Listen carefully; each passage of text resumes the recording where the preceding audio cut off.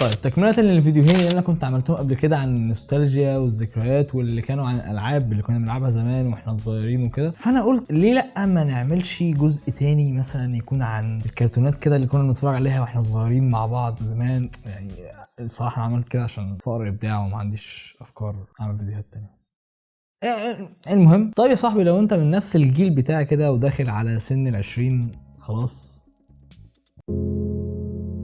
فانت اكيد كنت بتتفرج على نفس الحاجات اللي انا كنت بتفرج عليها زمان وانا صغير، وحتى لو انت اكبر مثلا بسنتين 3 5 عادي انت برضو كنت بتتفرج على نفس الحاجات غالبا يعني. المهم، الواحد مننا الفرجه بالنسبه له زمان على التلفزيون على الكرتون وهو صغير كانت الحاجه الوحيده او الملجأ الوحيد ان هو يملى الفراغ اللي موجود في يومه ده، او بمعنى اصح يسلي وقته، لان ده كان بالنسبه له هو وقت المتعه، وقت اللي يعمل فيه كل اللي هو عايزه، واللي كان بيتمحور او كان بيتمثل في انه بس يتفرج على الكرتون اللي كان بيحبه على التلفزيون. لا، التلفزيون كان كنز بالنسبه لنا وقتها، وكان ليه قيمه كبيره جدا بالحاجات اللي كانت بتتعرض عليه، وقنوات الاطفال اللي كانت بتعرض حاجات مسليه وممتعه جدا، ونجحت فعلا ان هي تخلينا نتعلق بيها ونحبها ونفضل فاكرينها لحد حالا. لا، وكمان اغلبنا او كتير مننا بيكون عايز يتفرج على الحاجات دي ويعيد الذكريات بتاعتها زمان، لان فعلا الحاجات دي كانت معموله صح، معموله الصح كمان، وكانت ممتعه لابعد الحدود، وكان فعلا محطوط فيها مجهود كبير جدا ان هم يطلعوا حاجه صح وحاجه ممكن تكون مفيده وممتعه للطفل وهو صغير. انا عن نفسي لسه في حاجات انا عايز اتفرج عليها تاني او ارجع اتفرج عليها تاني زي ما كنت بعمل زمان، لان الحاجات دي مش بس كانت كرتونات بنتفرج عليها وقت فراغنا، لا هي كانت اكبر من كده بكتير، هي حاجات عشنا معاها، حاجات بنت طفولتنا بالاصح، حاجات عمرنا ما هننساها ابدا. قنوات بقى زي كارتون نتورك، ام3، سبيس تون، نيكلوديون، براعم حتى، يعني براعم. طبعا انا ماليش دعوه بالوضع الحالي بتاع القنوات دي دلوقتي، ماليش دعوه بيه تماما لان هو انحدروا جدا، بس انا بتكلم عن الحقبه اللي احنا عشناها معاها، ايام ما كانوا فعلا بيقدموا حاجه كويسه وحاجه تصلح للاستخدام الادمي بجد. الكلام ده بقى قبل ما يخش في حوارات اجندات وكلام فاضي ملوش اي 30 لازمه وحاجات ما يعلم بها الا ربنا، لان هي دلوقتي بقت بتقدم حاجات وبرامج ممكن تكون خطر على الاطفال اكتر ما هي بتكون ممتعه ومفيده ليهم. وللاسف برضو الوضع بقى مختلف جدا عن زمان دلوقتي، حتى الحاجات اللي بتتعمل للاطفال وبيعرضوها حاليا بقت حاجات ما فيهاش بجنيه مجهود حتى، ولا فيها فكره ولا فيها متعه ولا فيها اي ترفيه للاطفال. انا مش عارف هل نظرتي اتغيرت على لما كنا صغيرين او لا. حاليا لو جينا سالنا طفل فعلا هو لو شاف الحاجه اللي كنا بنتفرج عليها زمان والحاجات اللي بتنعرض دلوقتي، هو انا متاكد جدا ان هو هيشوف فرق شاسع، هينبهر حرفيا، لان الحاجات اللي بتنعرض دلوقتي اما حاجات ما فيهاش مجهود زي ما قلت، او انهم بيجيبوا حاجات كانوا بيعرضوها زمان ايامنا ويشوهوها حرفيا، لان هم ببساطه بيرجعوا يعملوها بطريقه يعني بشعه سيئه جدا جدا جدا، تخلي يعني تشوه طفولتنا كلنا. طيب وانا بحضر الفيديو ده انا شفت ان انا مش هينفع اتكلم باستفاضه عن كل الكرتونات او كل البرامج اللي كنا بنتفرج عليها زمان واحنا صغيرين واحده واحده، فاللي هيحصل كالاتي ان انا هختص قناه او حاجات كان بتنعرض في الوقت ده على القناه دي واقعد اتكلم عليها يعني بشكل مفصل شويه. نيكلوديون، ومش شايف ان في احسن من نيكلوديون نبدا بيه. نيكلوديون واحده من القنوات اللي بدات طفولتنا كلها معاها، يعني بجد قناه من قديم الازل، تقريبا كل واحد فينا فعلا بدا طفولته بحاجه كانت بتتعرض على نيكلوديون. الكرتونات بتاعت نيكلوديون كانت بسيطه جدا، كانت بسيطه في الرسم، بسيطه في الفكره، بس حرفيا كانت ليها روح، ليها حاجه معينه كده تحسها وانت بتتفرج على حاجه كده، يعني حاجه كده. يعني ابدا بايه ولا ايه كان بينعرض على نيكلوديون؟ داني الشبح مثلا، يعني ولما اقول داني الشبح يعني انت تقف تضرب تعظيم سلام لاحسن شخصيه كرتونيه اتعرضت على وجه التاريخ في التلفزيون كله، يعني قوم دلوقتي اضرب تعظيم سلام يا. المهم، داني الشبح واحده من الكرتونات اللي هو يعني انا يعني تبص له كده تحس اللي هو انا عايز ابقى داني الشبح، انا عايز ابقى الشخصيه دي، انا عايز ابقى كده. قصه الطالب البسيط الفاشل اللي محدش بينجذب له، يعني قصه واقعيه جدا، اللي فجاه بيستكشف الآلة او الآلة الكبيره اللي عملها ابوه جديد اللي بتوديهم للعالم بتاع الاشباح او بتوصل العالم بتاع البشر بعالم الاشباح. هوب الآلة دي بتنفجر فيه وفجاه بيلاقي نفسه تحول لشبح وبقى نص كده ونص كده. قصه كانت جديده من نوعها جدا ساعتها. حاليا في حاجات، في مليار حاجه ممكن تكون بنفس الكونسبت بتاع ان هو الشخص اللي بيوافق ما بين عالمين عالمين او ما بين كائنات في عالم وكائنات في عالم تاني او كائنات في عالم البشر وكائنات في عالم اي حاجه بقى. بس ستيل داني الشبح واحده من اكتر الحاجات الايقونيه طفوله اي حد فينا. لسه كرتونات نيكلوديان مكمله في الجمال والحلاوه والعظمه. يعني بيزبزوبي مثلا، بيزبزوبي واحده من الكرتونات اللي فعلا كانت ممتعه. انا بحب بيزبزوبي جدا، ويعني وليه فضل في طفولتي يعني كبير جدا. انا بحبه جدا جدا جدا. يعني هو حاجه فعلا كانت بسيطه ممتعه مسليه مضحكه ودمها خفيف فعلا، وكانت على الاقل بتوصل فكره او بتوصل رساله للاطفال، وهي فعلا رسالتها واضحه. انا وكانت بين الاطفال اكتر ما هي يعني حتى بين الاطفال وبين الكبار. يعني دي حاجه تحسب لها ان هي ممكن تكون اطفال واخدين بالهم ايه هو معنى الاختلاف، وان كلنا مختلفين محدش فينا شبه التاني. حتى لو كنا مختلفين احنا ممكن نتوافق، ممكن نعيش مع بعض كاخوات توائم. يعني هتكلم عن بدايه سبونج بوب بالنسبه لنا. يعني اول مره نتفرج على سبونج بوب كانت على نيكلوديان. اكيد سبونج بوب واحده من الكرتونات اللي هي تعتبر ايقونه في طفولتنا كلنا. ومين ما اتفرجش على سبونج بوب؟ مين ما عرفش سبونج بوب؟ والحاجات اللي لسه مكمله لحد حالا بالنسبه للجيل الموجود دلوقتي هي سبونج بوب. يعني ده ممكن يكون علامه على قوه الحاجه دي. اي نعم انا مش عارف هو لسه لحد دلوقتي شبه ما كان زمان او غيروا فيه او حرفوا فيه، انا مش عارف الصراحه. بس ستيل سبونج بوب يعتبر حاجه قويه جدا انها تكمل لحد حالا مع الجيل الموجود دلوقتي. مثلا افاتار، بدايه حبي الافاتار كانت على نيكلوديان. وافاتار مش الحاجات اللي انا مش بعتبرها للاطفال قوي، بس هي فعلا معلقه معانا كلنا وكلنا حبينا افاتار كاطفال. فده حاجه ممكن هي اللي خلت كلنا نتعلق بافاتار دلوقتي، او ممكن نخلينا نحب افاتار دلوقتي او نحب الشخصيه او القصه. ريجريتس مثلا، كان في كرتون انا مش عارف كله فاكره ولا لا، بس كان في كرتون اسمه ريجريتس. يعني عباره عن اطفال بيبي صغيرين كده، يعني هم اشقياء فشخ. ممكن يروحوا يسرقوا بنك، ممكن مثلا يعني يخطفوا واحده، مش عارف بقى. هو حرفيا بالبامبر، اطفال بالبامبرز بيخطفوا حد، او مثلا بيقوموا عمليه سطو مسلح على بنك او يسرقوا. يعني مش عارف، مش يفجروا دوله. ممكن مش عارف بقى هل دي حاجه كويسه او حاجه وحشه، بس انا كنت بحب الكرتون ده. جيميني ترون، بس يعني جيميني ترون انا مش هقدر اقول اكتر من هو جيميني ترون. يعني بالله عليك ايه كم الذكاء ده؟ يعني واحد كان بيحس فعلا ان هو كان طفل غبي. انا كنت طفل غبي، بس يعني مش لدرجه ان هو ليه. يعني انا طفل غبي بس ما تحسسنيش ان انا غبي. كله كان عايز يبقى جيمي نيوترون، كله كان عايز. يعني اللي هو لو انا عندي نص دماغ جيمي نيوترون دي كنت هجيب امتحان مثلا عربي في شوال، او هجيب امتحان الحساب في شوال مثلا، او حاجه. اللي هو كل همي انا كنت عايز ابقى جيمي نيوترون عشان ابقى الاول في المدرسه مثلا او حاجه. رغم كده جيمي نيوترون فعلا حاجه من الحاجات اللي انا بعزها جدا وبحبها جدا.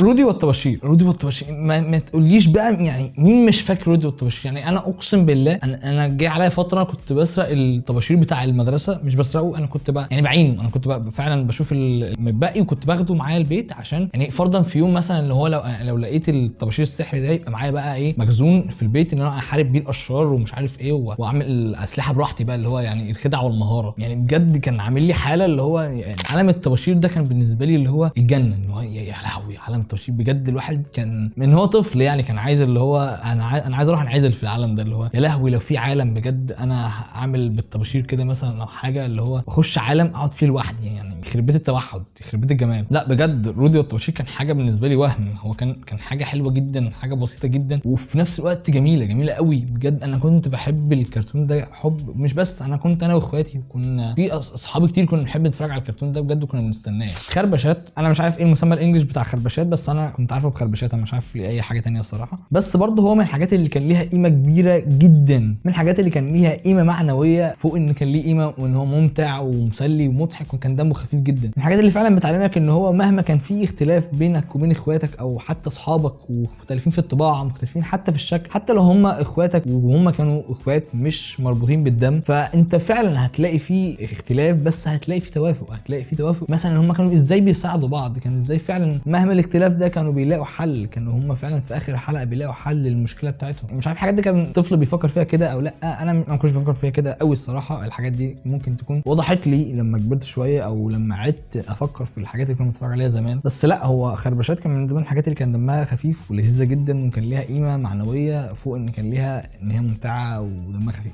زي ما كان في حاجات انا بحبها في نيكلوديان، كان في حاجات فعلا انا كنت بكرهها، وكنت انا كنت بكرنج منها يعني بجد كان في كرتون اللي هو يعني كان عباره عن كده، هو كان في كرتون عباره عن كده بس، هي دي الشخصيه. يعني تخيل طفل عنده 5 سنين او 6 سنين او 10 سنين حتى، اقسم بالله حتى لو انا كده بجد مش بالله عليك مش هتفقد شغفك في الحياه. يعني بجد لو صحيت الصبح لقيت حد يعني حاجه بتعمل كده وبتتكلم عليها عيون، مش هتفقد شغفك في الحياه. الكرتون ده كان من ضمن كوابيسي بجد يعني مش عايز افتكره. طب خلصنا كلام عن نيكلوديون، خلينا نشوف حاجه من ضمن الحاجات برضو اللي كانت بنت طفولتنا كلنا، وهي كارتون نتورك. كارتون نتورك واحده من القنوات فعلا اللي انا بعزها جدا وليها مكانه خاصه عندي كده في قلبي، وفعلا هي ليها الجزء الاكبر من طفولتي، لان انا نيكلوديون كانت بالنسبه لطفولتي كانت طفوله يعني مبكره جدا. طبعا نيكلوديون لحد السن 8 سنين 9 سنين حاجه شبه كده. بعدها جت بقى الفتره اللي انا كنت طفل يعني نوعا ما طفل واعي عما كنت قبل كده. مين فينا برضو ما بداش حياته مع كارتون نتورك؟ بجد كارتون نتورك من القنوات اللي فعلا كانت بتقدم حاجات يعني انا بعتبرها بريميوم. بجد كان المحتوى البريميوم كان عند كارتون نتورك بالنسبه لي. كان يعني هو الفتره بتاعت الفتره الذهبيه بتاعت طفولتك كانت مع كارتون نتورك، وده وانا دي حاجه انا متاكد منها جدا. يعني انا مش بتكلم عن كارتون نتورك بشكلها الحالي او بالوضع الذي يرثى له حاليا ليها، لا انا بتكلم عن كارتون نتورك ايام ما كانت نظيفه، ايام فعلا ما كانت بتقدم حاجه نظيفه، مش حاجه يتغلغلها انا بقول كلام كتير باللغه العربيه الفصحى. المهم مش حاجه يعني حاجه مدسوس فيها السم، حاجه مليانه اجندات، حاجه فعلا منتهى القرف. بس انا بتكلم خلينا ننسى اللي موجود دلوقتي ونركز على اللي كانت بتعمله زمان والحاجه النظيفه فعلا اللي كانت بتقدمها. يعني بنتن بجد بنتن بالنسبه لي كان فعلا هو طفوله. يعني بالنسبه لنا كلنا بنتن كانت طفوله فعلا، وانا متاكد ان الحاجه دي بالنسبه لنا مش بالنسبه لنا بس. يعني بجد بنتن مين فينا مثلا ما راحش اشترى يعني ساعه من سوق وما تحولش؟ يعني بنتن فعلا كان ركن اساسي من اركان طفولتنا كلنا، تحسه اللي هو كان الحجر الاساس او من ضمن الحجار الرئيسيه في طفولتنا، اللي هو لو انت مثلا شلت بنتن من حياتنا البازل كله هيقع، يعني حياتي كلها هتتدمر حرفيا. لا بجد بنتن كان جات له فتره فعلا كان كل حاجه. يعني بنتن كان تلاقيه في كل حته، يعني على الشنط تلاقي بنتن، على الهدوم تلاقي بنتن، على الكابات تلاقي بنتن، على السرير تلاقي بنتن، على الملايات تلاقي بنتن، على المخدات تلاقي بنتن، في احلامك تلاقي بنتن، في الحمام تلاقي بنتن. يعني هتلاقي بنتن في بنتن، يعني هتلاقي بنتن في التلفزيون، تلاقي بنتن في الشارع، تلاقي بنتين على السرير، تلاقي بنتين في الاوضه، تلاقي بنتين في كل حته. لا بجد تحس ان كان بنتين جاله فتره ان هو ده المخطط الماسوني بتاع الماسونيه اللي هو هيسيطروا على العالم بالشخصيه دي. بنتين بالنسبه لي حرفيا بكل اجزائه يعني ما عدا الريبوت اللي فعلا يرجم بالنار صاحب قناه كرتون نتورك بسبب الحركه الوسخه اللي عملها في الكرتون المفضل ليا، اللي حرفيا انا ممكن ارفع عليه قضيه بسبب اللي حصل ده. المهم انا بتكلم على بنتين بالنسبه للاجزاء اللي انا عشت معاها طفولتي كلها، حرفيا بنتين بكل اجزائه يعتبر ايقونه. بنتين بالنسبه لي وبالنسبه لكل الناس اللي في سني واللي اكبر مني كمان والله لا يمس بالنسبه لنا، لا يمس. هنطلع بالسنين شويه، ممكن وقت المغامره. يعني وقت المغامره فعلا حاجه من الحاجات اللي هو كل ما تكبر هتحس ان وقت المغامره فعلا مش الاطفال، هو ده حاجه اكبر بكتير ان هو يكون الاطفال، والله اكبر بكتير ان هو يكون الكبار حتى. بجد وقت المغامره من الحاجات اللي قصتها فعلا مبنيه على اساس قوي جدا واساس مش مفهوم للاطفال، يعني هو اكبر من استيعاب الاطفال بكتير. يعني هي حاجه فعلا ممكن تصلح انها تكون ماده للكوميكس الكبيره بتاعت مثلا مارفل او دي سي. بجد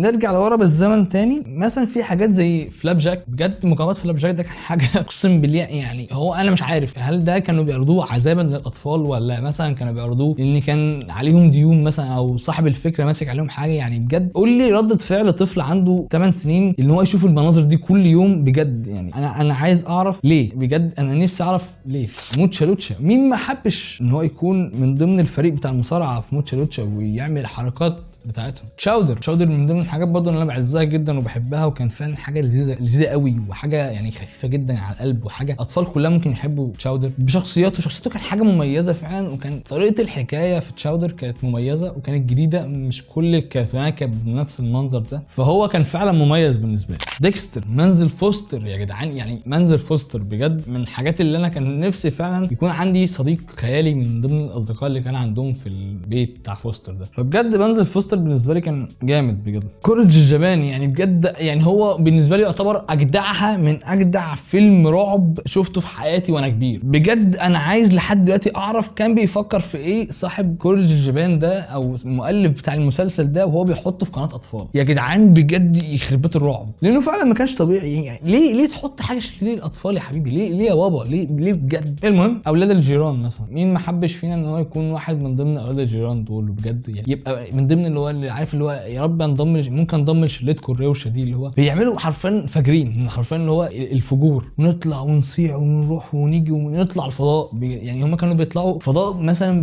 بمركبه فضاء معموله من ابلكاش، يعملوا مسدسات من الشرابات الحرقانه، يعني ممكن يعملوا مثلا ايه شوت جن من، او مثلا بازوكا من مثلا رجول الكنب، او اي حاجه منتنه في البيت ممكن يعملوا بيها حاجه. مش عارف ايه السر، هل هم كانوا مستعبطين اطفال؟ ايوه، بس مش للدرجه دي يعني، احترمنا احترمونا شويه. جامبل يا جدعان، جامبل يا جماعه، جامبل يا خلق حقيقي. واحده من الحاجات اللي مش هتتنسي في حياتي ولا في حياه ناس كتير قوي اظن، اعتقد يعني، ده ما كانش اكيد. فجامبل علامه، جامبل حرفيا علامه بجد، من ضمن يعني هو يعتبر بالنسبه لي من ضمن التوب 5 اللي كان بيعرض على كارتون نتورك ساعتها، من ضمن التوب 5 في طفولتي كلها. جامبل عظيم، جامبل بجد حرفيا قصه وروايه وسيناريو وحوارات وبنى عالم وكاركترز بجد عبقري، بجد حرفيا متعوب عليه مليار مش مليون. يعني في مين يعني عارف اللي هو في مين كده بتاع حد بيكتب زي حاجه على ورقه بنار، هو حرفيا ده كاتب سيناريو جامبل او مؤلف جامبل، هو بيألف جامبل.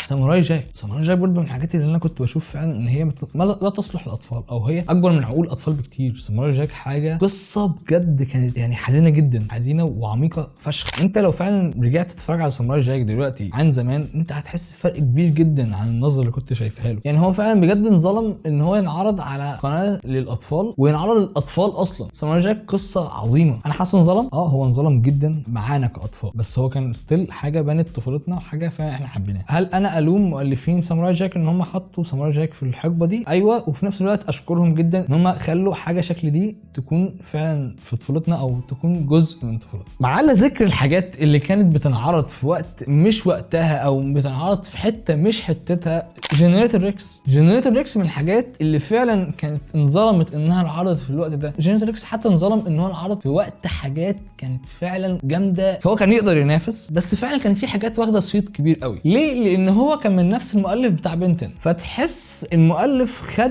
خد جنب مع بنتن قوي وبدا يطور فيه، بدا يشتغل عليه اكتر، ورمى جنريتور يعني رمى طوبة جنريتور ريكس. مع ان انا شايف ان فعلا جنريتور ريكس لو كان اهتموا بيه شويتين 3 زياده كان ممكن يطلع منه حاجات، وممكن يطلع منه قصه اكبر، قصه يعني لو كانوا يدوا القصه حقها كان ممكن فعلا ان هو يضرب زي بنتن. بس هو في الاول والاخر بيزنس، للاسف.